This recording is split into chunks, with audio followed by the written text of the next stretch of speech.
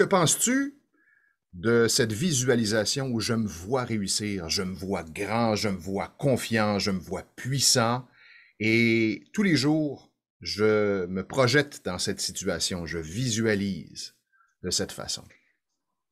La loi de la manifestation.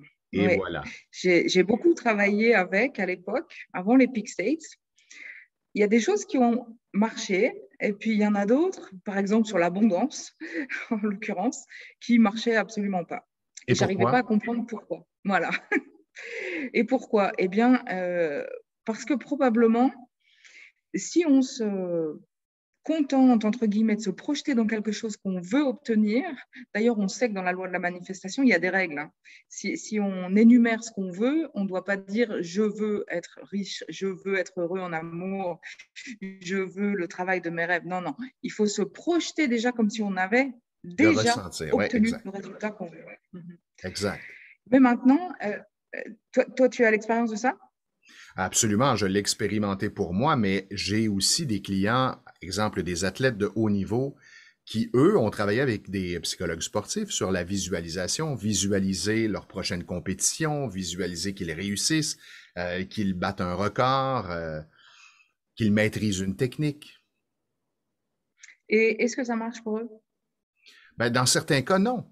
Et je posais la question, OK, avant de faire la visualisation, comment tu te sentais? Ben, je ne me sentais pas vraiment solide. Et mon entraîneur, mon coach me poussait à faire cette visualisation Mm. tous les jours. Et je vivais comme une espèce de combat interne jusqu'au moment Mhm. où je suis arrivé à me voir réussir, mais il y a une partie de moi qui n'y Mhm. croyait pas vraiment. Alors voilà, avec les Peak States, ce que j'ai compris, c'est qu'on essaye dans ces visualisations et dans ces techniques où on voit, on ressent même ce qu'on aimerait obtenir. Dispenza est le roi un petit peu de la manifestation. Lui, il rajoute, en fait, il met les personnes dans cet état en fait d'ouverture avec le champ quantique, le champ dans lequel le champ des possibles en fait.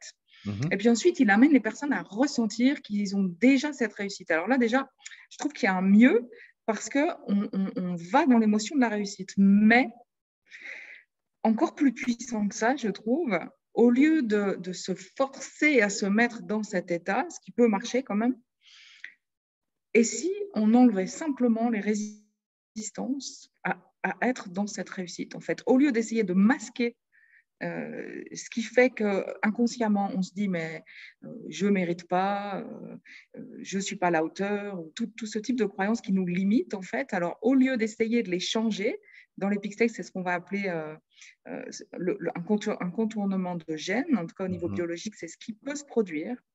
Et là, dans ces cas-là, bah, on masque le traumatisme. Alors, malheureusement, on va peut-être plus le sentir, mais on va continuer de le manifester.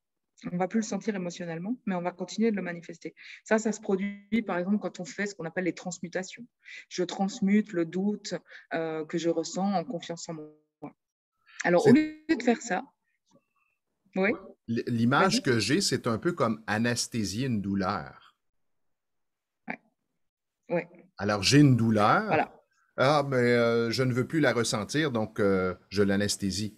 Elle demeure Mhm. encore présente. La douleur m'envoie un message. Il y a quelque chose à régler. D'ailleurs, ouais, tout à fait d'actualité avec justement les antidouleurs. J'ai beaucoup d'amis qui fonctionnent avec les antidouleurs. Il y a un petit mal de tête, un petit truc, c'est Oui. paf, ils prennent leur petit comprimé de paracétamol ou autre. Au lieu d'écouter, c'est quoi le message que mon corps m'envoie? Bah, c'est exactement en effet la même chose. Là, l'idée, c'est d'aller écouter qu'est-ce que mon inconscient m'envoie comme message. Ah ben, c'est qu'il croit que je ne suis pas à la hauteur, c'est qu'il croit que je ne vais pas y arriver, c'est qu'il y a quelque chose en moi qui doute ou qui me sent trop petit pour arriver dans ce succès. Et on va vous proposer un petit exercice justement pour apprendre à accueillir ces résistances et à les guérir, les libérer, au lieu de les transmuter et donc les cacher pour obtenir le résultat que vous souhaitez.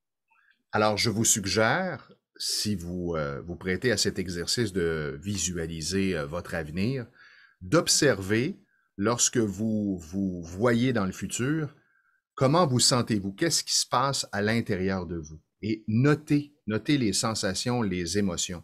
Alors justement, c'est une façon de découvrir peut-être certains blocages ou certaines émotions négatives, et de faire ce nettoyage pour vous aider à accéder à ce que vous souhaitez pour votre futur. Voilà.